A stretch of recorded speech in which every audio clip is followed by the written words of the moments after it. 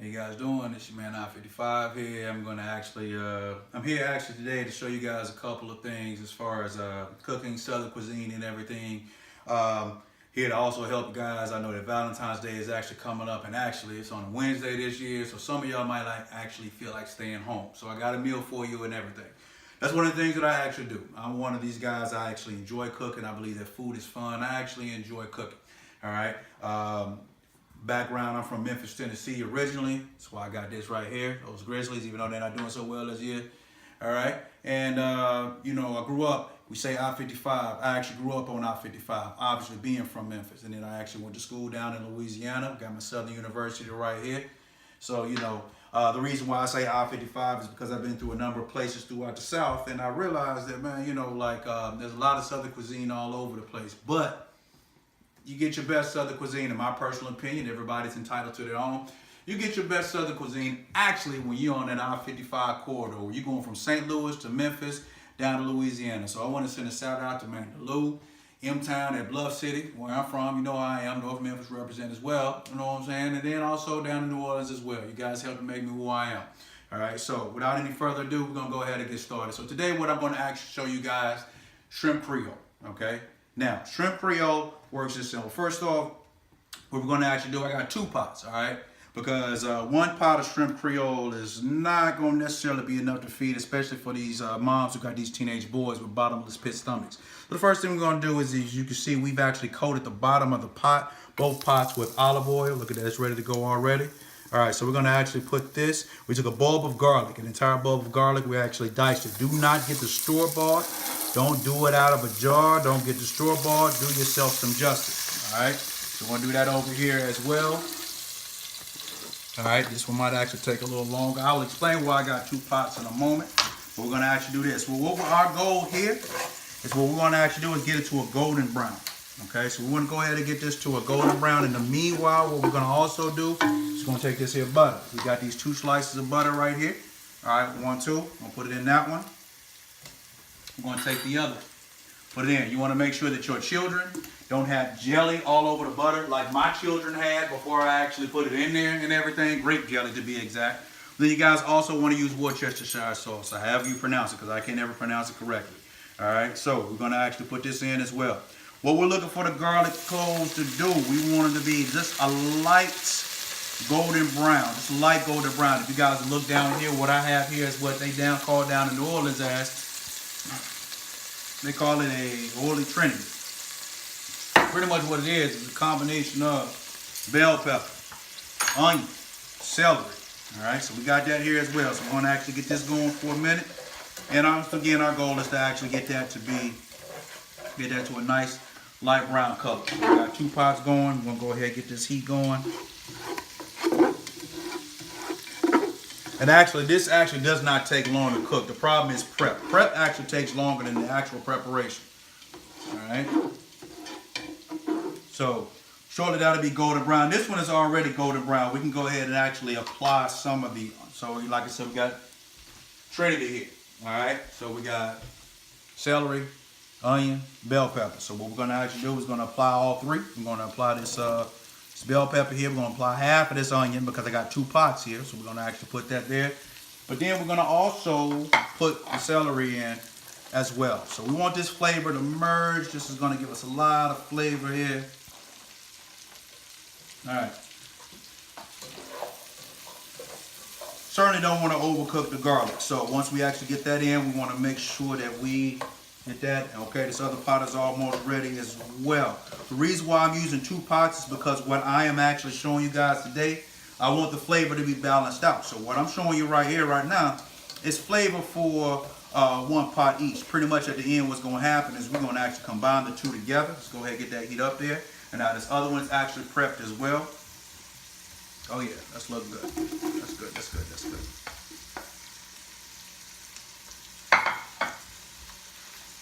Alright, so like I always say, we learned this all on I-55, that I-55 corridor. We talk about St. Louis and Memphis to Alright, and what we're doing right now is we're just going to actually go ahead. We want this for about a good 3 to 5 minutes. Alright, you'll know the flavor actually be all throughout the house and everything.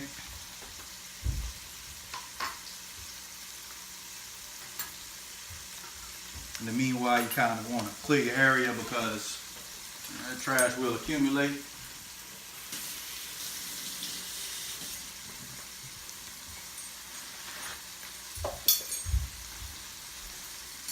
All right, so we got this one right here. This here cooking pretty good. All right. Like I said, we just want that garlic to get to a light brown. It ain't even got to get all. You don't want to get it to. You don't want to overdo it. So we want to get it actually to a light brown. We're going to go ahead and open up some of the flavor here in this Trinity that we're talking about. And what's going to happen in the end, well, you pretty much see what's going to happen in the end is we're going to combine it all together.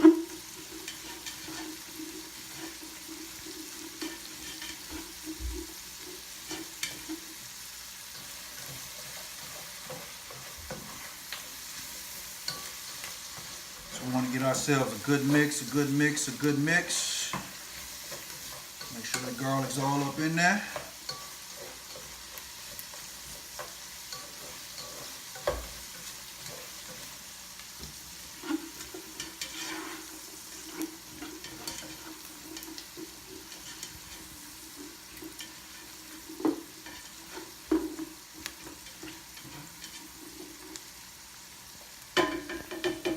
You might want to zoom in. Go ahead, zoom in on a couple of these.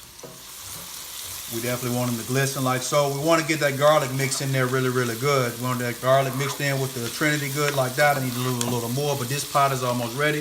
This one got a little bit longer to go. Not that much longer. Ain't going to make that much of a difference.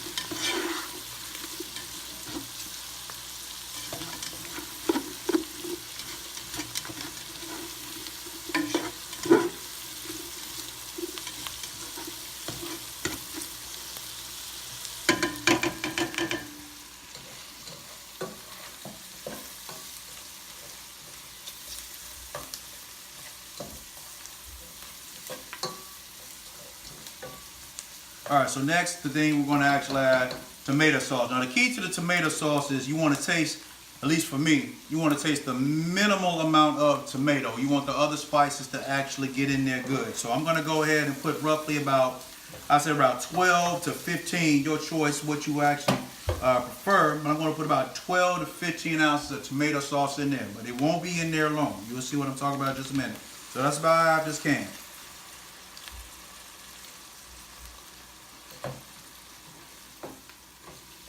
All right, so if you zoom in a little closer, you'll see that it's like a dark red. We're going to try to lighten that up a little bit. Okay, we're going to put that in here as well. And also keep in mind that you ain't got enough. Like, let's say that you have issues, tomato sauce, whatever. This looks like it's going to be enough though, so I'm not really, actually I might need a little more in that one. All right, just take this down a little bit now. Take that heat down a little bit. So once we actually put that tomato sauce in there, next thing we want to do, actually I need a little more tomato sauce in this one. So what I'm going to do is I'm going to actually take this over here. Now I got to find a Ziploc bag because I'm not using this whole thing, but I do need a little bit more just to kind of make it last a little longer. Like I said, I'm trying to help these moms out who got these hungry sons. The one good thing about New Orleans cuisine is that it's so filling. It will last you for 3 to 4 days. So like, you know, this is perfect for like leftovers, especially for those of you who got those hungry sons. It's perfect for leftovers. Once again, I just put a little bit more of that tomato sauce, not a whole lot. So now what I want to do is I want to actually thicken the consistency. So what I got to use is cornstarch on that. So I'm going to take about a tablespoon of cornstarch, such, okay? Maybe a little more, but right now we're good. All right. Tablespoon, not quite. Cornstarch as such. And what I'm going to do is my fork. I have a fork here, it is right here. So what I'm going to do actually is I'm going to actually let that sit for a minute. All right. We got to add some spices. So we're going to actually put the Creole spice in there. Get that around real good. And I'm going to also add some chili powder. That is a well-kept secret, but the chili powder, you don't add as much. You add about as half as much chili powder as you do Creole season. So we're going to do that, okay? Same thing over here, and we can actually go ahead and start that now. Once again, look at how the color changed on that. You can zoom in. Look how the color changed on that one. Now the color is a little different. See, I can go ahead and cut that down. That one's just about ready. Okay. All right, about to do the same thing over here. All right, we're gonna go ahead and turn that heat up a little bit. We're gonna actually put the Creole seasoning in there.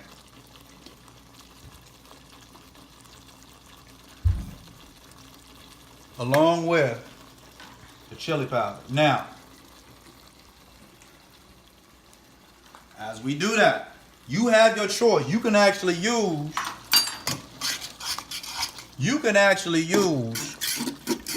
get that in, get that stirred around real quick. You might need a little more cornstarch up in that one, but I think I'm actually good. Okay, cut that down a little bit. All right, so once you actually get that, you got a choice of using bay leaves. I like to use bay leaves. As you guys know, bay leaves add a little extra flavor. Now, I'm gonna go ahead and warn you, it's a little spicy, but it ain't gonna be just unbearable spicy, but it is a little spicy. So let's keep that in mind as well.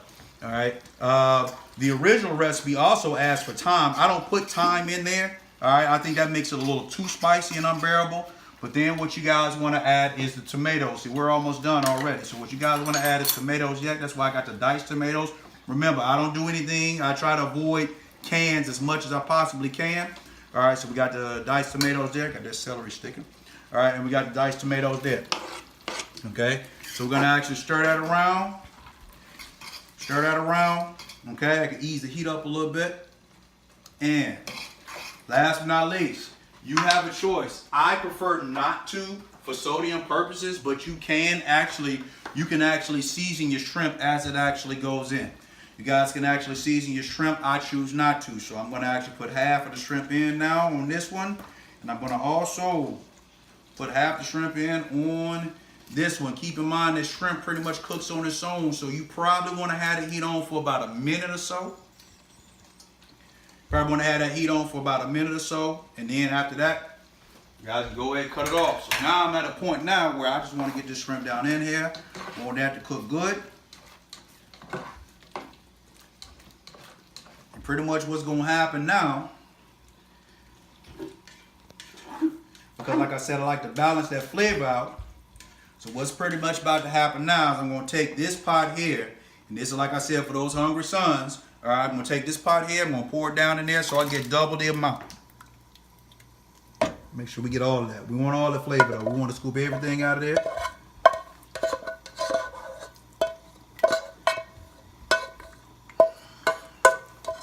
Once again, this is great. You only got to do one pot if it's just you and your lady. It's Valentine's Day, a glass of wine, it actually works perfect. All right.